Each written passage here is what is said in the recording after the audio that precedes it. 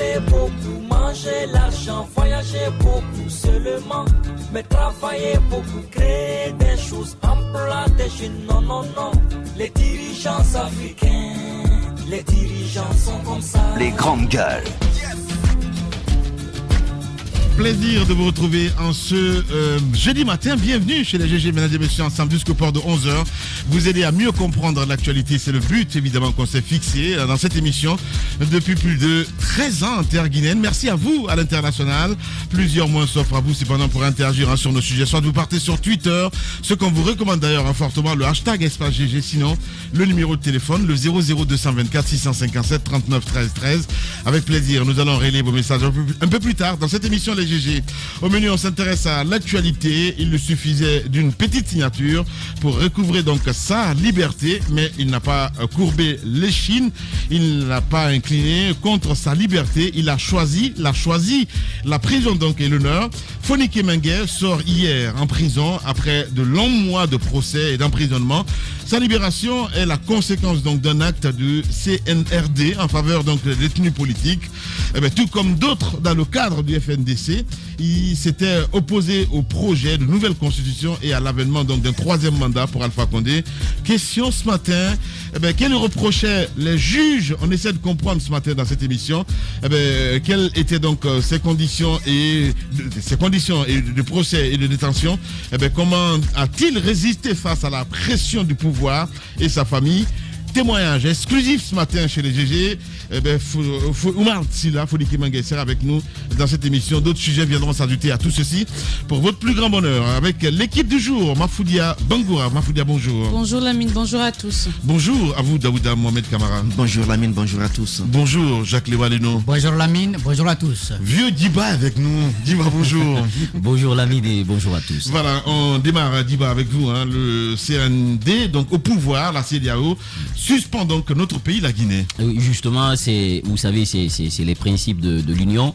Lorsqu'il constate qu'il y a eu un changement anticonstitutionnel de gouvernement dans un pays, donc il décide de suspendre, disons, le pays des activités de l'Union. Alors, il faut rappeler que cette suspension, quand même, c'est un principe de l'Union et ça n'a pas d'incidence de conséquences économiques sur le pays. Oui. C'est juste une suspension des activités du pays dans le cadre de l'Union. Alors, ce qu'il faut rappeler, moi, je vois un peu cette démarche de la CEDEAO un peu ambivalente et je considère que c'est comme si c'était une insulte pour le peuple de Guinée. Parce que, rappelez-vous, il y a près de 9 mois, il y a eu un changement anticonstitutionnel de gouvernement en Guinée. Parce qu'ils se sont basés sur la charte africaine des droits de l'homme, de la démocratie des élections, et de la gouvernance. Et dans cette charte, il y a un article, l'article 23, qui dit que l'Union considère comme coup d'État tout coup d'État qui renverse un régime démocratiquement élu, ou tout changement constitutionnel ou de révision constitutionnelle est considéré comme un changement de gouvernement anticonstitutionnel. Donc tous les deux sont des coups d'État. Donc ça veut dire qu'il y a près de 9 mois, ce qu'Alpha Condé avait fait, ce changement anticonstitutionnel, si nous nous basons sur la charte africaine de la démocratie, des élections et de la bonne gouvernance, ça veut dire qu'il y a près de 9 mois, il y a eu un coup d'État dans le pays. Mais est-ce que la CEDEAO avait décidé à l'époque de suspendre la Guinée de ses activités? Pas du tout. Donc ça veut dire qu'il y a une démarche un peu ambivalente et il y a du 2 poids 2 mesures dans la façon dont ils ont traité cette fois-ci le cas spécifique de la Guinée. Parce que je me souviens à l'époque, lorsqu'il y a eu cette élection, d'abord le troisième mandat, on s'attendait plus à ce qu'il y ait des sanctions quand même diplomatiques vis-à-vis du régime. Ils ne l'ont pas fait, il y a eu juste des condamnations à demi-mot et cette fois-ci ils se retrouvent pour prendre de telles décisions. Je pense que pour moi, ils sont dans leur démarche, mais une fois encore, il faudrait qu'on respecte le peuple de Guinée, les Africains, parce que tout simplement, vous ne pouvez pas faire du 2 poids 2 mesures. Et aujourd'hui, il n'y a pas eu de changement de régime démocratiquement élu. Si nous partons sur la base de la Constitution, parce qu'il n'y a pas eu d'élection d'alternance démocratique pour comment parler.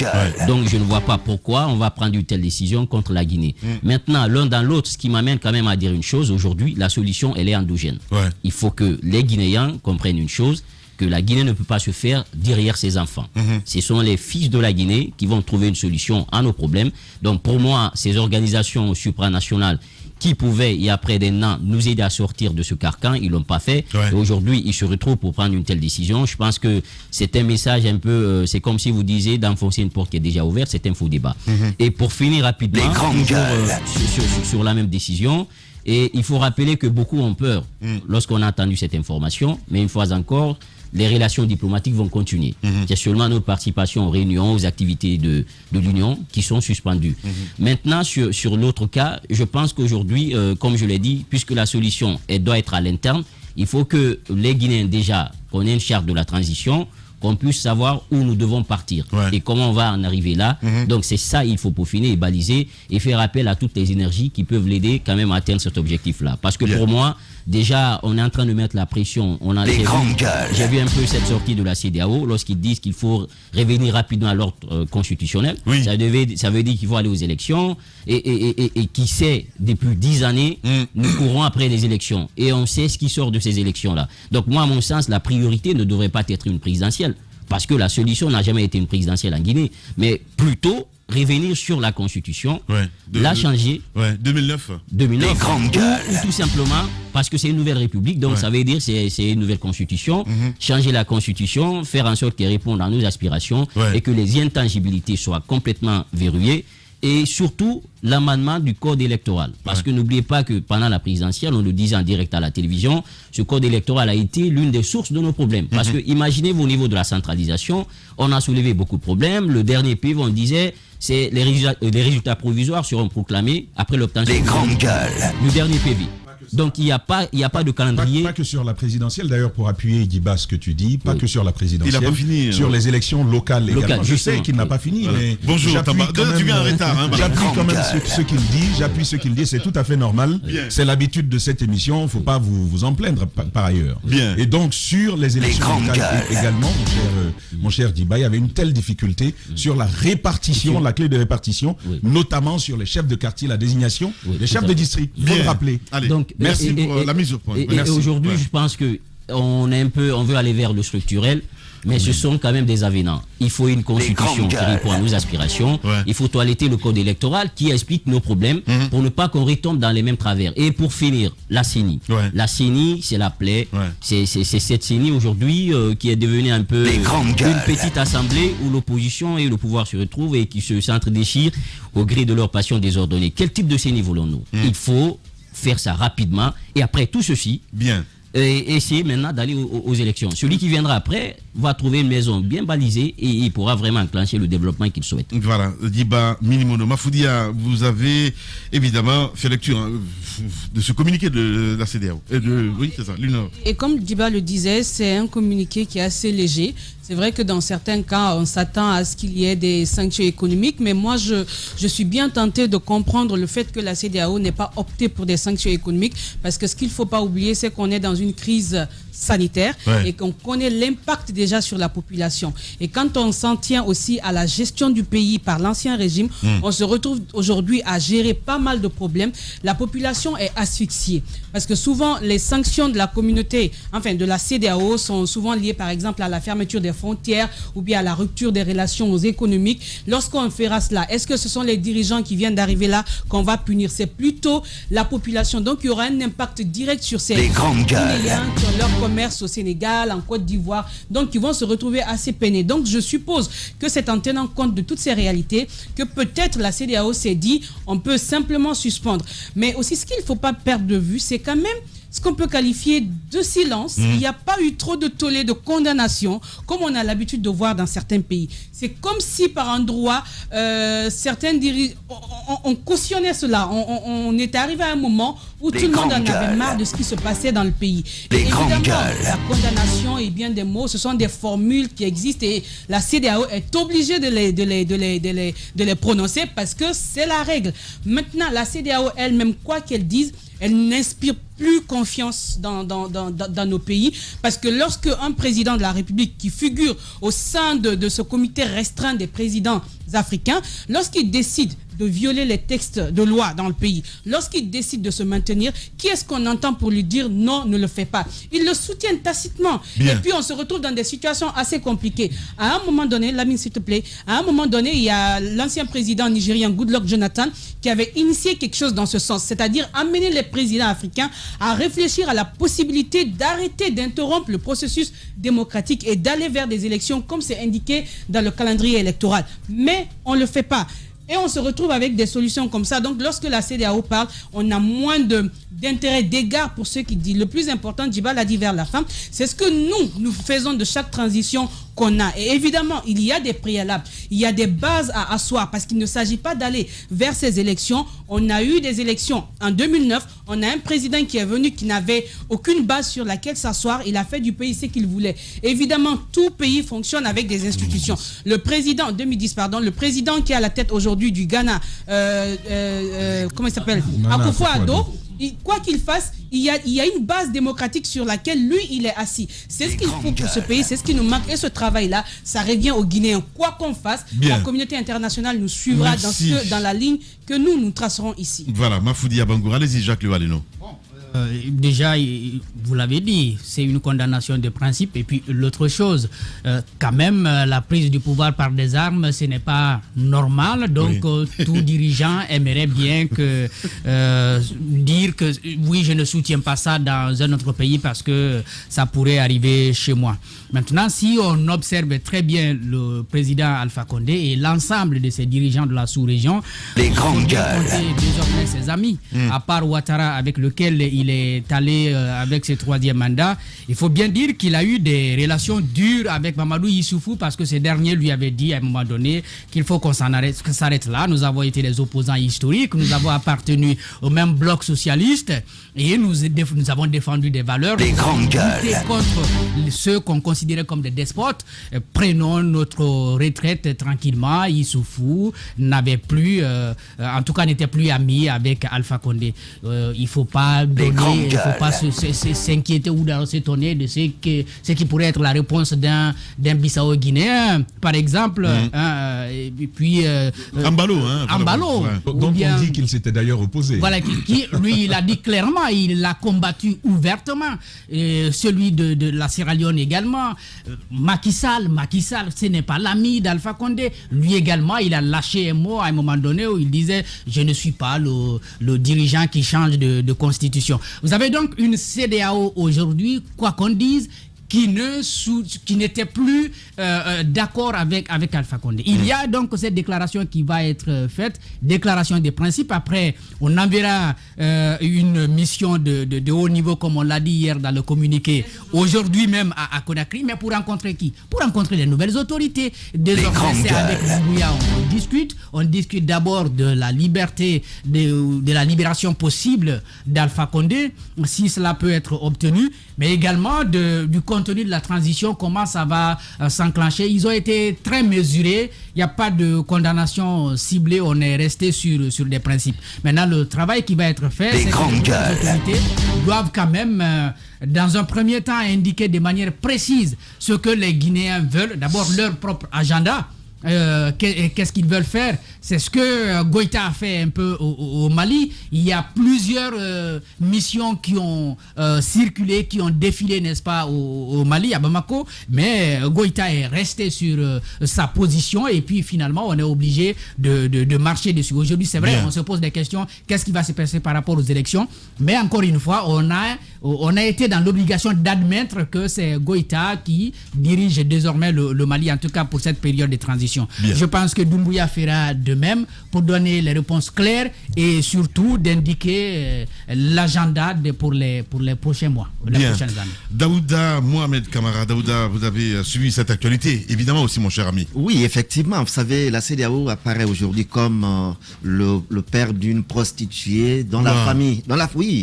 On sait que c'est le salaire de la prostitution de la fille qui nourrit la famille, mais de l'autre côté, on trouve un garçon derrière la cour, on veut le chasser. On sait bien comment la CEDEAO est composée aujourd'hui. La CEDEAO, moi je le dis toujours, est-ce qu'on doit rester avec une CEDEAO des chefs d'État? Parce que ce sont ces chefs d'État qui ambitionnent toujours qui s'autoprotègent, qui ambitionnent toujours d'aller au-delà des mandats constitutionnels, qui veulent s'offrir des mandats supplémentaires et qui sont aujourd'hui ceux qui composent cette même CEDEAO. Et de l'autre côté, cette même CEDEAO n'a pas les moyens de sa politique. Aussi bien la CEDEAO comme l'Union africaine, ce sont des institutions qui n'ont pas les moyens de leur politique. Un ado, par exemple, qui veut demander ou qui veut s'opposer à un troisième mandat de Alpha Condé à un moment donné, il dispose de quels moyens réels pour le faire? Il n'en a pas. Ouais. Alors, tous se mettent ensemble, parfois ils se retrouvent en sommeil, ils discutent de tout, et c'est là, comme officiellement, parce que c'est écrit dans une charte de la CEDEAO, il le rappelait tout à l'heure, Djiba, et à 6 mois de la fin de votre mandat, vous n'avez pas à modifier la Constitution, parce que ça, c'est avec l'intention d'aller vers un mandat supplémentaire. Mais qu'est-ce qu'ils ont pu faire à ce moment pour mettre la pression sur Alpha Condé? Ils se sont contentés simplement de circuler à Conakry, le voir, certains, en tout cas ceux qui ne sont pas pour un troisième mandat, qui sont venus lui prodiguer des conseils, mais il n'a pas entendu. D'autres ont préféré le dire ouvertement qu'ils ne sont pas d'avis avec lui. Mais le problème, il n'est pas externe, il est interne. Ce n'est pas à la CEDEAO. La CEDEAO ne peut pas vraiment nous interdire quoi que ce soit, parce qu'elle n'a pas cette force, elle n'a pas des moyens qui lui permettent de le faire. Mais à l'intérieur même du pays, ce sont des Guinéens qui ont voulu, quand je dis ce sont bien des Guinéens, pas les Guinéens, ce sont des Guinéens qui ont voulu que nous soyons dans cette situation aujourd'hui. Parce qu'ils se sont mis dans une position qui amène ou qui disent à Alpha Condé, tu es le providentiel, tu es celui qui ne peut faire, tu es le seul. Moi, j'ai toujours un problème avec le fait qu'on dise qu'ils ont poussé Alpha Condé. Écoutez, je vais terminer, Djiba. Je vais terminer. Ce sont des Guinéens qui lui ont permis cela. Quel que soit, non, ce sont des Guinéens qui lui ont permis cela. Quelle que soit la force, aujourd'hui, il est où? Bien. Qui l'entend? Il est retenu par des Guinéens. Mais ce sont aussi des Guinéens qui l'ont protégé, qui lui ont fait croire que tout ce que tu veux faire, tu le fais et on t'accompagne. Alors, cela lui est monté à la tête, il est parti, on se retrouve aujourd'hui dans cette situation. Mais moi, je ne m'intéresse pas trop à ce communiqué ou à cette déclaration de la CEDEAO, parce que je me dis que ce n'est que de forme, parce qu'à l'intérieur, il n'y a rien qui dise aujourd'hui, parce qu'on ne peut pas faire des sanctions économiques, par exemple, sur la Guinée, lorsqu'à un moment donné, on a vu comment, en imposant des sanctions économiques au Mali, comment les choses sont tournées. Bien. Ce sont des Maliens qui sont levés pour s'opposer à cette position de la CEDEAO. Donc la leçon a été tirée du côté du Mali. Aujourd'hui, c'est la Guinée. Il faut réfléchir à 2 fois pour aller vers une sanction, qu'elle soit économique ou autre. Et c'est là, aujourd'hui, c'est vraiment... ça nous dit que Alpha Condé n'était que seul dans cette aventure, parce que ses amis de la sous-région n'étaient pas avec lui. Parce qu'il a fallu quelques jours pour que certaines voient Macky Sall. C'est 3 jours après qu'il a condamné ce coup d'État en Guinée, mais c'est formel. Ça se limite à cela. Voilà, c'est diplomatique, comme on dit. Moussa, bonjour. Bonjour, Lamine, bonjour. Voilà, je vous donnerai la parole dans un instant. Allez-y, mon cher Tamba. Alors, ce que je veux dire, c'est que au départ de la naissance d'institutions comme la CEDEAO, il y a quand même toute une ligne d'histoire à rappeler. Déjà la Seconde Guerre mondiale, on a vu les dérives et les cas de mort, les questions humanitaires, les graves violations des droits de l'homme en Europe et à travers le monde. Ça a inspiré pas mal d'institutions, et c'est la même situation en Afrique, parce que ce que l'on sait de la CEDEAO souvent, c'est on ne reste focalisé que sur l'aspect intégration économique, intégration CEDEAO des biens et des personnes.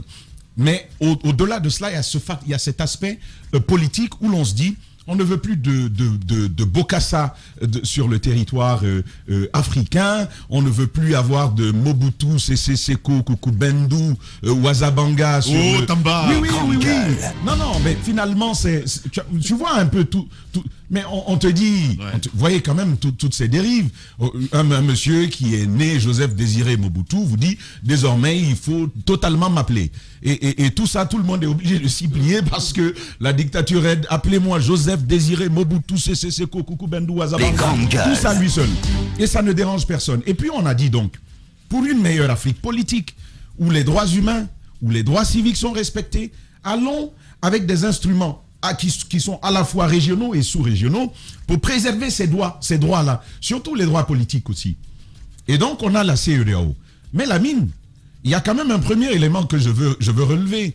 Aujourd'hui, on a plus peur de l'Union européenne que de la CEDEAO. L'Union européenne est bien plus loin de nous, normalement, que la CEDEAO. Ça, c'est notre espace régional, la CEDEAO. Mais pourquoi? Les grandes gueules. Parce qu'il faut quand même avoir le courage de le dire, même si par rapport aux autres organisations d'intégration africaine, on peut dire que la CEDEAO a pris de l'avance, notamment sur l'intégration, sur les hommes et sur les services et sur les biens. Donc les questions économiques, il y a quand même une certaine avancée là-dessus. Il faut quand même admettre que la CEDEAO n'a pas réussi à se construire des instruments politiques suffisants de la contrainte. Pour contraindre un État, parce qu'on n'oublie pas cet aspect de la souveraineté des États qu'ils vont brandir à chaque moment pour vous dire le peuple de Guinée est souverain, laissez-nous faire ce qu'on a à faire. Nous avons le droit. Les juristes, ils sont tellement bien avec leur formule. Le peuple de Guinée a droit à son autodétermination. On va sortir tout ça et puis la CEDEAO va dire bon d'accord, on se tait. Mais qu'est-ce qui se passe? Sur l'aide qui est devenue aujourd'hui un mécanisme d'influence et de pression politique, il faut se poser une première question. Jusqu'à quel niveau pèse la CEDEAO pour la Guinée? Pour nos équilibres macroéconomiques, à quel niveau pèse la CEDEAO? Au niveau symbolique également, la CEDEAO représente quoi? Quand cette annonce elle est apparue, j'ai vu pas mal de personnes en rire et il y a un commentaire qui m'a bien fait rire. Le commentaire dit, écoutez, ne faites pas que nous suspendre. Supprimez nous-mêmes de votre carte. pour dire... Donc, il y a cette faiblesse-là. Aujourd'hui, il faut quand même poser la question de cette institution qui dit qu'elle va venir. D'accord. Elle va venir. Sur le principe, tous les collègues l'ont souligné, ça pose une question de qualité. Au nom de quoi la CEDEAO discuterait d'homme d'État à homme d'État avec le colonel Doumbouya, même s'il semble avoir été légitimé par l'opinion nationale, il manque un élément important qui permettrait de faire de lui un interlocuteur légitime, c'est celui de la légalité. Parce qu'un acte de ce type est contraire à la loi, ça pose une rupture à la fois légale et institutionnelle pour la Guinée. Donc on se retrouve dans cette situation. Maintenant ils vont venir. Et c'est la grande question que je me pose, même si on en a déjà la réponse, à quoi cela va servir, quand déjà sur le principe même de l'exclusion, parce qu'il faut dire on est exclu, mais c'est des instances de décision pour le moment. C'est de cela qu'il s'agit, quand bien même à l'intérieur de l'organisation, il y a des dissensions en chef d'État, et pour ça, je veux bien compter pour une fois sur Oumarou Sissoko Embalo. Pour ce coup, je l'aime bien. Bien. Tamba Zakari Milimono. Allez-y, mon cher Moussa Moïsi, là. Oui, je pense que ne faut pas du tout s'émouvoir de cette décision de la CEDEAO. Il ne faut pas non plus prendre cela avec beaucoup de fantaisie. Je trouve, et vous le savez tous, qu'aujourd'hui, le monde appartient aux grands ensembles. Nous sommes liés par des intérêts et par beaucoup d'échanges qu'il y a entre les peuples, bien avant, bien entendu, que les États n'établissent certaines règles, notamment au niveau sous-régional. L'institution, le crédit que nous avons, le crédit que la Guinée a sur l'institution, c'est que l'institution a perdu de sa crédibilité au regard de certains conflits dans la sous-région. Les grandes gueules. Au regard du respect de certains textes, d'ailleurs fondateurs de l'institution elle-même, qui sont violés par des États membres et pour lesquels rien n'a été fait en termes de sanctions pour ramener ces pays-là à l'ordre. Donc l'institution, en termes de crédit auprès des populations, a perdu beaucoup. Donc de sa crédibilité. En termes de crédibilité, a perdu beaucoup aux yeux de l'opinion publique sous-régionale. Donc je trouve que c'est la raison pour laquelle ils ont voulu peut-être aller avec tact. Sinon, lorsque nous regardons un tout petit peu en arrière, qui n'a pas vu le balai de la CEDEAO, des institutions internationales ici en Guinée, pour amener le chef de l'État à régler un certain nombre d'éléments qui auraient pu permettre à toute la classe politique, en tout cas ceux qui en avaient la possibilité, de concourir à cette élection, d'aller aux élections passées. Qui n'a pas vu tout ce qui a été fait pour amener le chef de l'État, donc à l'époque, à comprendre les exigences liées aux fichiers, les exigences liées donc à la transparence du scrutin pour permettre que ce soit un scrutin inclusif.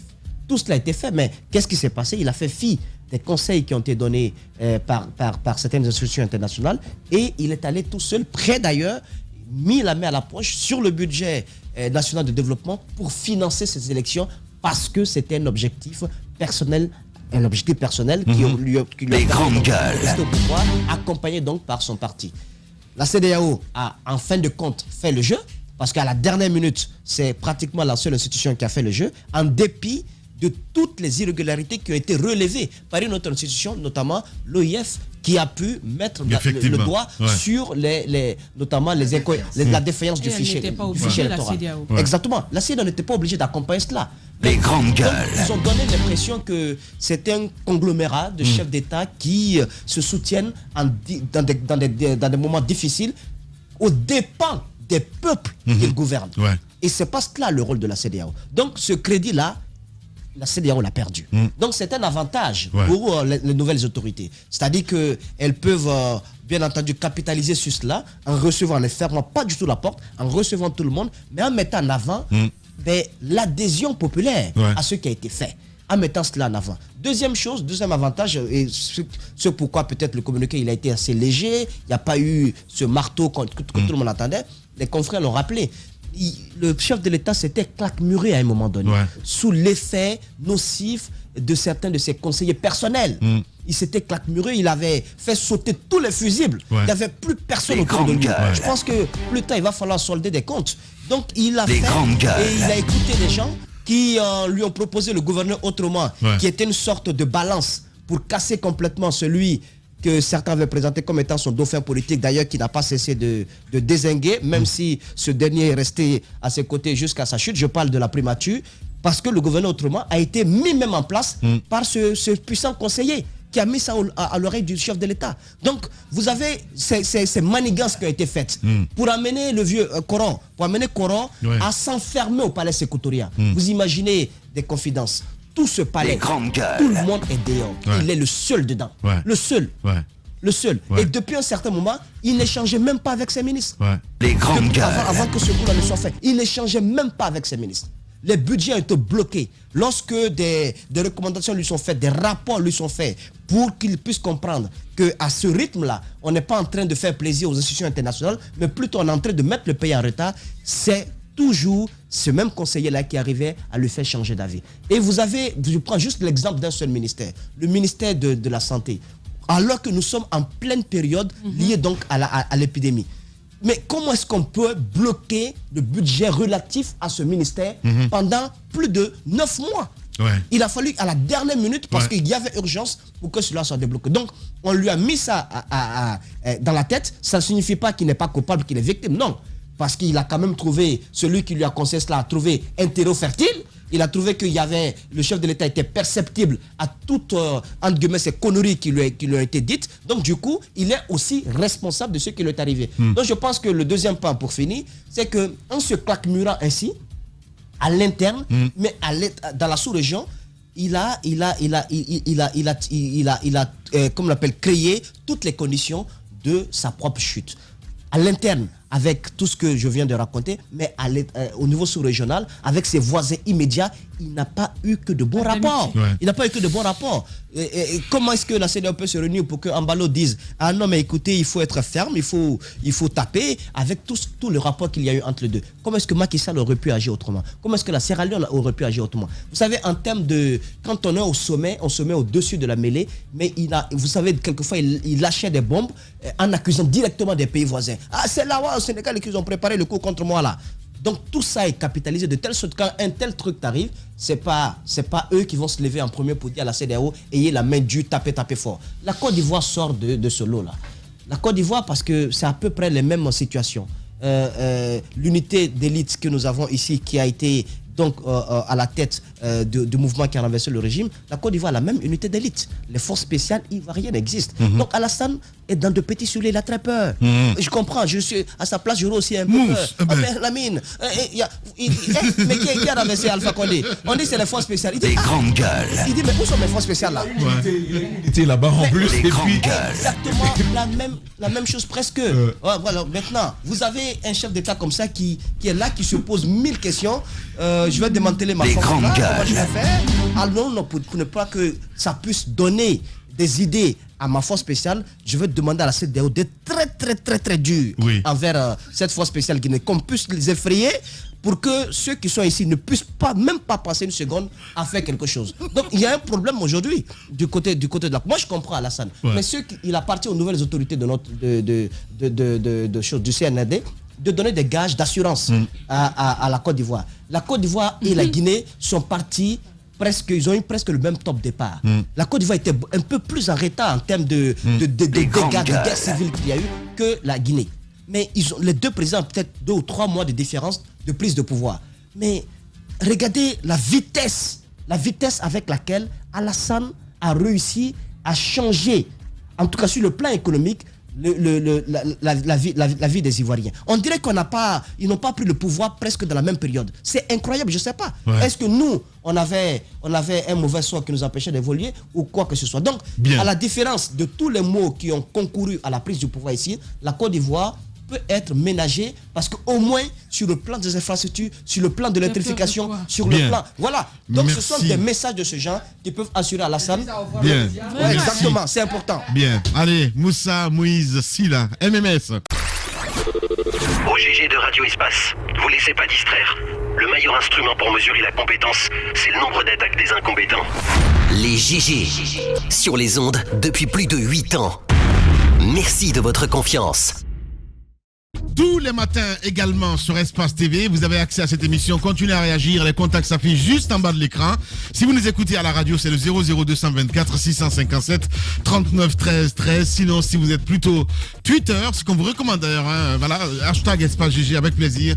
Nous allons relayer vos messages un peu plus tard dans cette émission. Les grandes gueules sur Radio Espace Guinée. Il lui suffisait d'une petite signature pour recouvrer donc sa liberté, mais il n'a pas courbé l'échine. Il le dit ce matin, Tamba. Eh bien, c'est contre donc sa liberté, il a choisi la prison et l'honneur. Foniki Mengué sort hier de prison après de longs mois de procès et d'emprisonnement.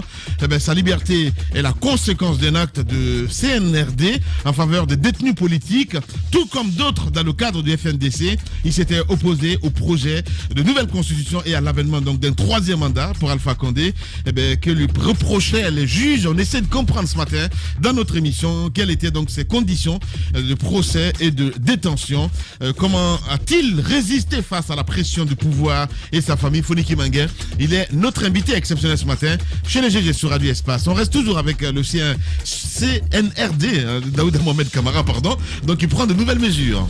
Oui, qui prend de nouvelles mesures et des mesures qu'il faut d'ailleurs saluer. Quand on prend d'abord spécifiquement le cas de ces soldats de 10e classe qui ont été radiés des effectifs de l'armée et qui vont être poursuivis en justice pour des actes de vandalisme, et cela il faut saluer. Ouais. Et de l'autre côté, il y a aujourd'hui, j'ai entendu hier le même colonel dire qu'on ne parle pas beaucoup mais on travaille beaucoup. Ouais. Mais on travaille sur quoi concrètement? Ça, ce sont des questions aujourd'hui qu'il faut se poser, parce que on salue, tout le monde salue aujourd'hui cette prise de pouvoir par l'armée, parce que tout le monde en avait marre maintenant avec le régime Condé et tout cela. Donc on salue comme on a salué l'arrivée du CNDD. Maintenant, et ça a beaucoup parlé avec le CNDD et avec le CNRD. On dit on ne parle pas beaucoup, mais qu'est-ce qu'on est en train de faire? Aujourd'hui, on va peut-être s'attarder un peu sur les actions de la CEDEAO, oubliant ce qu'on doit faire à l'interne. Parce qu'il faut aller vite. Il faut aller vite. On ne peut pas continuer plus de 2 ans avec le régime militaire pour la transition. Il faut aujourd'hui baliser quelles sont les activités qu'il faut mener pour nous permettre d'aller. Parce qu'on va vouloir tout à l'heure résoudre tous les problèmes à la fois. Non, il n'y a pas de route, donc il faut résoudre le problème de route. Et les hôpitaux, il n'y en a pas. Il faut résoudre. Ce n'est pas le travail de la transition. Le travail, c'est aujourd'hui retrouver les Guinéennes et les Guinéens intègres, capables de réfléchir, de proposer des actions à mener et quels sont les moyens pour aller à ces actions. Ça, ce sont aujourd'hui des travaux qui doivent être engagés, et le CNRD va se retrouver avec les politiques pour mettre en place, je sais pas, des groupements de travail pour dire qu'on va réfléchir sur la modification de la réécriture de la Constitution. Est-ce que c'est fondamental? Bien. Oui. Comment on va y aller? Est-ce que le problème, Djiba le disait, est-ce que le problème de la CENI, on est vraiment d'accord avec sa forme actuelle, ou qu'est-ce qu'il faut pour que la CENI soit celle qui nous permette d'aller à des élections qui soient des élections crédibles, transparentes, et dont les résultats peuvent être acceptés de tous? Mais j'ai peur que le CNRD ne soit envahi par des acteurs politiques qui ne réfléchissent que politique. Parce que on l'a plusieurs fois dit dans ce studio, il faut le rappeler. Qui ne réfléchissent que politique et qui veulent coûte que coûte aujourd'hui appartenir à un gouvernement de transition, mais pour faire quelle proposition? Parce qu'ils ont quand même leur parti politique. C'est pour la conquête du pouvoir. Moi, je crois qu'ils doivent se mettre en retrait de tout gouvernement de transition, travailler dans le sens de la préparation des élections afin d'aller vers la prise de pouvoir. Mais s'ils doivent appartenir à des gouvernements de transition, ça veut dire que nous ne sortirons pas encore de l'auberge. Voilà. Daouda Mohamed Kamara, le CND prend de nouvelles mesures, Jacques Lewa. Des mesures, il y a en plus de la radiation de ces deux officiers qui ont été pris, dit-on, en flagrant délit d'actes de vandalisme. Il y a des commandants d'unités de gendarmerie qui ont été appelés hier à céder leur place à leurs adjoints. Et ceux de Conakry étaient invités au commandement de la gendarmerie pour rejoindre, n'est-ce pas, une commission de réflexion qui serait mise là-bas en place. En plus, on demande aux secrétaires généraux des départements ministériels de préparer une rencontre avec le CNRD. Et d'ici là, ça doit se faire demain. Ils devraient faire un bilan chaque département devrait faire un bilan à déposer, n'est-ce pas, au niveau du CNRD. Il y a quand même quelques interrogations. C'est vrai que c'est un pouvoir d'exception, mais lorsque c'est assez automatique comme ça, c'est tellement militaire que j'ai envie de me poser des questions. Moi, je fais toujours dans la comparaison. Avec le CNDD, le coup d'État a été annoncé le 23 décembre. Le 24, on a pu connaître la nomenclature du CNDD, ceux qui composaient, n'est-ce pas, le CNDD. Et puis, les jours qui ont suivi, on a su qui fait quoi et qui est chargé de quoi, avant même la mise en place, avant même la nomination de Komara et donc la mise en place du gouvernement. Avec le CNRD, nous apprenons, je vois comme ça le commandant Fougué à la télé pour parler au nom d'une commission santé qui a été créée. Ça n'a pas été annoncé. Si vous avez suspendu la constitution, vous pouvez au moins prendre des actes et que vous les rendez publics. Tel est nommé à tel. Telle commission est créée à telle. Mais les gens, ils choisissent n'importe quelle heure à la RTG, on suspend comme ça les programmes, et puis vous voyez un soldat qui est arrêté qui lit un communiqué. Je crois que ça, il faut revoir ça. Il faut qu'on nous dise qui est chargé de quoi. Cette commission santé a été créée comment? Et qui gère ça? Qu'est-ce qu'il doit faire? Et puis on est en train de voir, je crois, la commission de réflexion qui a été créée, je crois, Issa Lamine qui a été mise à la tête, un certain colonel. Lui également, cette commission, elle est chargée de quoi? Elle est chargée de quelles réflexions? Comment ça doit être conduit? C'est vrai, c'est un pouvoir d'exception, mais nous sommes en train d'observer. Nous voulons être rassurés. Et je veux vraiment que le colonel Doumbouya, il commence par prendre des actes et qu'il nous indique des choses clairement. On ne veut pas être surpris comme ça, avoir des gens occupés des fonctions. On ne sait pas comment ils ont été nommés. Voilà, Jacques Lewa, Leno, Jacques Ledoux, rebelle. Allez-y. Moi, je pense qu'il faut être un peu patient quand même avec ces hommes. Il dit, je ne veux pas commettre les mêmes erreurs. Et on sait que Dadis, lorsqu'ils ont pris le pouvoir, c'était quand même une force un peu hétérogène. C'est plusieurs unités qui se sont battues pour prendre le pouvoir. Donc on savait déjà qui devait faire quoi. Il y avait un partage de postes qui était possible. Cette fois-ci, c'est une seule force qui quand même a pris le pouvoir. C'est une seule force. Et nous apprenons qu'il aurait même appelé des généraux en rescousse, mais personne n'est venu, personne n'a décroché. Et aujourd'hui, il a pris le pouvoir. Il faut être prudent. On ne sait pas qui est véritablement avec nous, qu'on peut mettre à un poste. Vous avez un homme aujourd'hui qui quand même on a vu tout le monde, le succès a beaucoup de parents, la défaite est orpheline. Malheureusement. Voilà, malheureusement, on a vu qu'il y a beaucoup d'hommes autour de lui, mais qui est véritablement avec cet homme-là. Donc il est conscient de cela. Il veut pas quand même, il faut avoir une mémoire, il veut pas commettre les mêmes erreurs que Moussa Dadis Camara. Donc je pense que pour l'instant, ce ne sont pas les mêmes scénarios, ce ne sont pas les mêmes époques. Aujourd'hui, vous avez une seule force qui a pris le pouvoir et donc il doit faire attention par rapport au choix des hommes. Donc moi je pense que peut-être c'est ce qui est en train de prendre du temps, mais l'un dans l'autre déjà, ces décisions qui commencent à tomber compte-gouttes, notamment cette sanction qui a été annoncée contre ces deux hommes, il faut rappeler quand même c'est une bonne posture parce que c'est une belle image qu'on est en train d'envoyer au peuple de Guinée parce qu'à un moment donné, dans la mentalité de tout le monde, il y avait quand même un divorce entre les citoyens et les hommes en uniforme. On pensait qu'ils sont là juste pour nous briller dans le droit, pour tirer sur nous. Et aujourd'hui, cette décision, ça vient un peu crédibiliser l'image des forces de l'ordre. Et il se dit tout de suite, bon, il est dans une dynamique de rendre la justice parce que un acte impuni entraîne la commission d'un autre acte. C'est un message fort, un signal fort à toutes ces forces armées pour dire attention, on a quand même un homme qui veut sonner quand même la fin de la récréation et qui, comme va s'illustrer dans de telles pratiques, va répondre, disons selon en tout cas l'énormité ou la position un peu de sa forfaiture. Voilà, allez-y ma grande Mafra. Alors moi je voudrais me poser des questions, ce sont des questions, peut-être on nous dira ce qui en est, parce que ces derniers temps, on annonce par exemple, hier c'est toi qui démentais cela, quand je suis revenu sur la présence d'Idi Amin, selon Guinée News, tu disais que non, et effectivement il n'est pas là, et le site même est revenu dessus pour dire que la source, ils avaient effectivement raison, ils devaient bouger, mais pour des raisons liées au transport auto et tout, donc il y a eu un retard. Certains annoncent également l'arrivée de Sekouba Konaté. Est-ce que non, c'est des choses qu'on lit. Non. Est-ce que tout ceci a un lien avec le retard accusé dans l'établissement de la nomenclature de cette nouvelle équipe? Ce sont des questions que je me pose.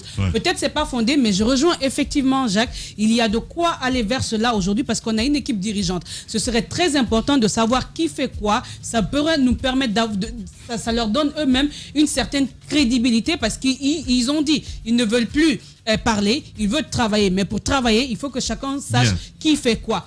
Et cela, lorsqu'on mettra cela, par exemple, en place, on devrait, par exemple, avoir un service communication. Aujourd'hui, ils sont revenus là-dessus. Non, on parlait des mesures annoncées. Parmi ces mesures annoncées, il y a, par exemple, ces avertissements liés à la floraison des pages et autres en leur nom. Aujourd'hui, les Guinéens ne savent pas qui communique sur les réseaux sociaux au nom du CNRD. Et aujourd'hui, ce sont des espaces à ne pas du tout négliger parce que beaucoup de choses s'y passent. Donc, quand on a un service communication, ce service pourra proposer aux Guinéens une page digne de nom. On parle également de ces opérateurs économiques qui seraient arnaqués par certains au nom du CNRD. Donc il y a une certaine organisation à faire. Il faut assainir. Voilà, il faut assainir au sein même de la structure. Ça pourra permettre d'aller vers ce travail dont il parle tous les jours. Allez-y. Voilà, pour enchaîner rapidement avec les mesures, les ministres qui ont un délai pour faire leur bilan et les présenter au CNRD. C'est une autre mesure. Maintenant, j'ai continué à me poser la question, il y a quoi dans le vocable bilan? Est-ce que il s'agit d'une sorte de passation, de transférer du service, donc c'est des informations, les dossiers courants, les grands dossiers en instance, et les projets éventuellement. Est-ce que c'est de cela qu'il s'agit, ou est-ce qu'il va falloir aller un peu plus au-delà? J'imagine bien qu'il ne s'agit pas de bilan lié à l'utilisation des ressources du département, parce que si c'est cela, je pense qu'il y aurait sur la forme un peu de difficulté. Une autre mesure, c'est bien que les commandants des unités d'intervention que nous avons au sein de la gendarmerie aient été remplacés par leurs adjoints. Il convient quand même de dire que c'était des fidèles du général Baldé, ceux-là qui ont été remplacés, et ils vont être remplacés justement par leurs adjoints, ceux qui étaient en charge des opérations au niveau de ces unités de la gendarmerie remontent au niveau des seconds. Ce sont autant de mesures qui ont été prises. Maintenant, sur les délais, moi depuis un certain moment je ris quand même beaucoup, parce que en fait, voyez une chose, Alpha a dit il veut d'un 3e mandat. On a dit non, nous tous là. Dans ce studio, on a dit non. Le FNDC, tout le peuple, rapidement, on a dit non, on n'en veut pas. Le monsieur, avec ses forces, avec son argent, il nous a matés, il nous a chicotés. Même quand tu devais prendre la parole, tu es amené à réfléchir avant de sortir ce que tu as à dire. Et quand tu dis quelque chose, on dit, mon ami, il y a Coronti qui est à côté. Le monsieur, malgré tout ça, il a réussi à s'imposer à nous et il s'est offert 5 nouvelles années. 6 nouvelles années, pardon. La première n'est même pas finie, qu'il a été déposé. C'est-à-dire que finalement, on était prêt à supporter les 6 années avec lui. Et puis les messieurs viennent, ils nous sortent de ça. Et puis on dit, hey, allez vite, hein, nous on ne va pas supporter 2 ans. Tu vois un peu la logique qu'il y a derrière. Non, ne soutiens pas. Je ne soutiens pas. C'est vrai qu'on... Permets que je termine. Permets, tu vas voir ma démarche. Je ne suis pas en train de dire à ces gens-là de se maintenir au pouvoir. Il faut bien comprendre, parce que ça peut être interprété de travers. Je ne suis pas en train de dire à ces gens de se maintenir, mais déjà à ce niveau, on entrevoit la possibilité d'un changement, le changement qu'on a voulu. Et ça, il faut le saluer. En insistant sur les délais, il faut faire attention également à ne pas verser dans une précipitation qui va nous précipiter. C'est pourquoi je dis encore une fois, il faut savoir saluer ce qui est arrivé. C'est déjà un pas pris vers la direction que nous avions espéré il y a quelques mois en arrière. Allez-y, mon grand. Allez-y, Moussa. Je pense qu'on a peut-être une occasion qui ne va pas se représenter. Une occasion de quand même nettoyer, reprendre vraiment à zéro sur le plan institutionnel toutes les tares qui ont mis ce pays en retard, qui ont plongé ce pays dans qui ont fait que l'État était complètement déliquescent, qui ont fait que les Guinéens se sont tournés le dos.